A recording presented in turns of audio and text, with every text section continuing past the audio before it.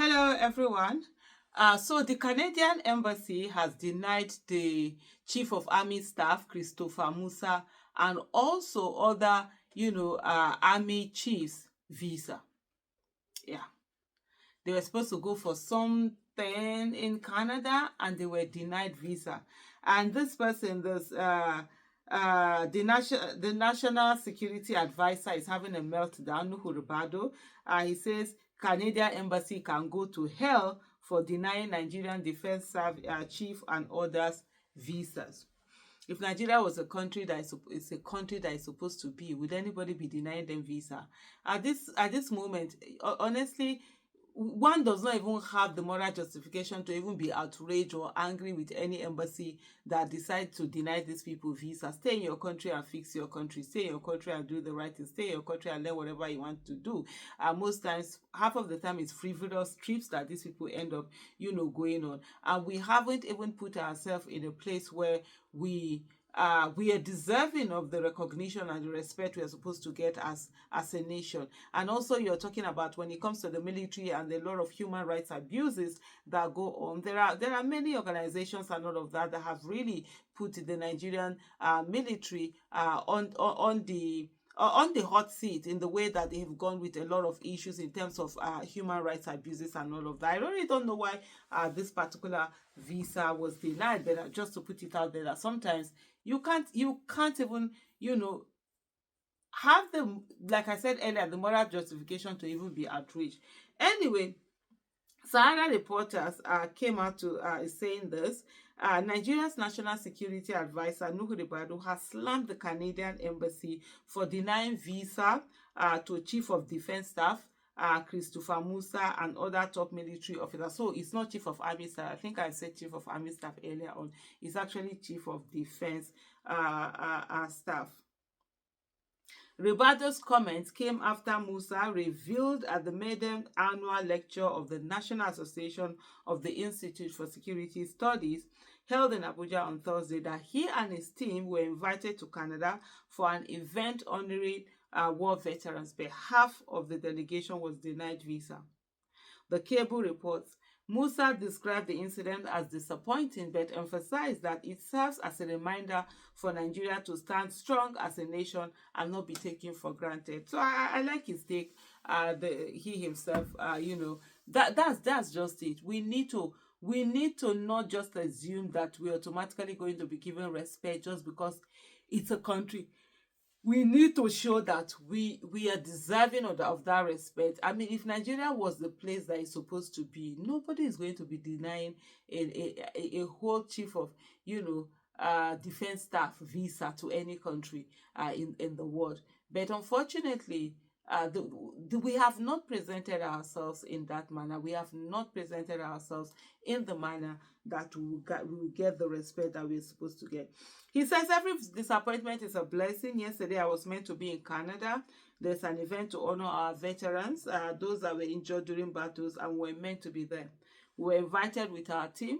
Half has gone and half has been denied. It's very disappointing, he emphasized. So even the military itself did not even take that as a slight, because as the military, if they were denied, okay, some of them, to the extent that the chief of defense staff was denied, why are people still going for that event? Why don't you just all of you boycott the event? But hey, it is what it is. They know most of the time people are hungry for these trips. It's not you pay per day. Even when the trips are not necessary, they will create something and go there. Because I don't see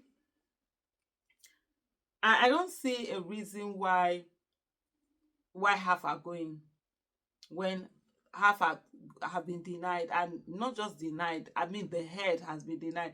Even if the head says no problem, you guys should go. The institution as a whole, for me, that's what I think. But I might be wrong in the way I'm thinking. But it's just to send a message and say you can't deny some of us and give some of us, and it's okay. On what basis were this denial made and stuff like that?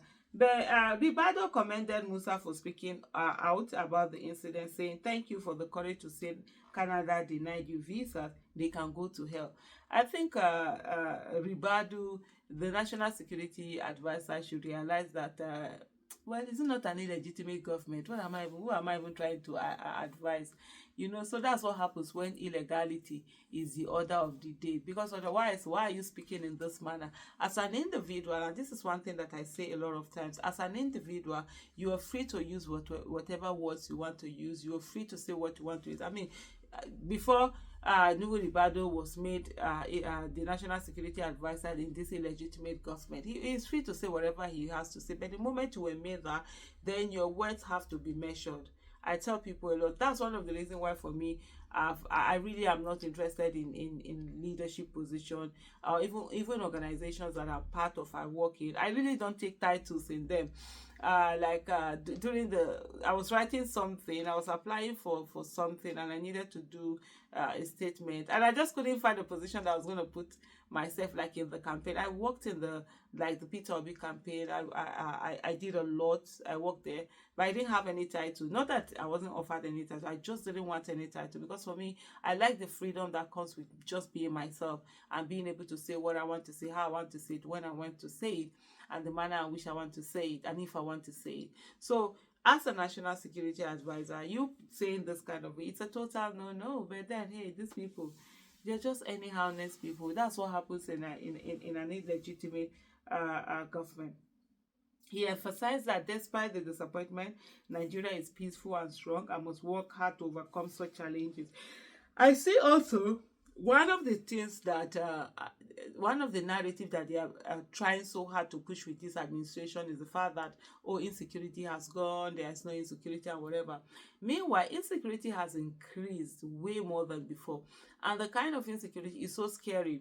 See the kidnappings that are going on, the way people are being killed, kidnapped, that's insecurity.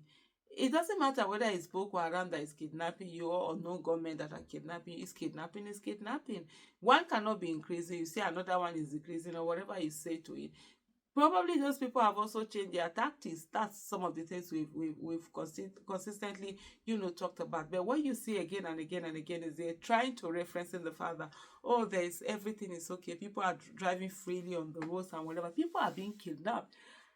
The main thing is that these kidnaps are no longer news, because they are now commonplace. Say they kidnap you and go and look for money, pay ransom, move on. It's the ones that have tragic ending, like the one we saw recently, and from the lawmaker from Anambra State, where they killed him, withdrew over about 200 million from his account, and also killed him and left him. They found him after he had started rotting. Those are the kind of ones that make the news these days. But the other ones where you're simply taken away, it's just normal, and they're just pushing this narrative that insecurity has gone. Meanwhile, people are constantly living in the fear.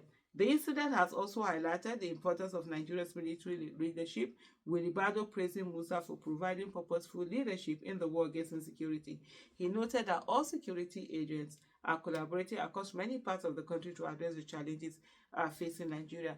And this is a statement where you see an unprecedented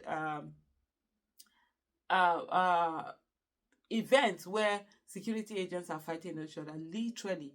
Even I think yesterday I saw a news on one, it's either police fighting, military fighting this, road safety fighting that, the other one, NSDC ones fighting, civil defense fighting something, some being killed here. I even saw one, I think, what am I even saying about yesterday? Just earlier on, before I did this video, I saw one, I think somewhere about Delta State, where two security agencies were fighting. Members of two security agencies were fighting because over an arrest of someone. So one wants to make arrest, the other one is preventing, and then they're talking about this cooperation that is not there, that is nowhere to be found. But at the end of the day, you can use propaganda during campaign. Propaganda never works for governance. Thank you for watching. Bye.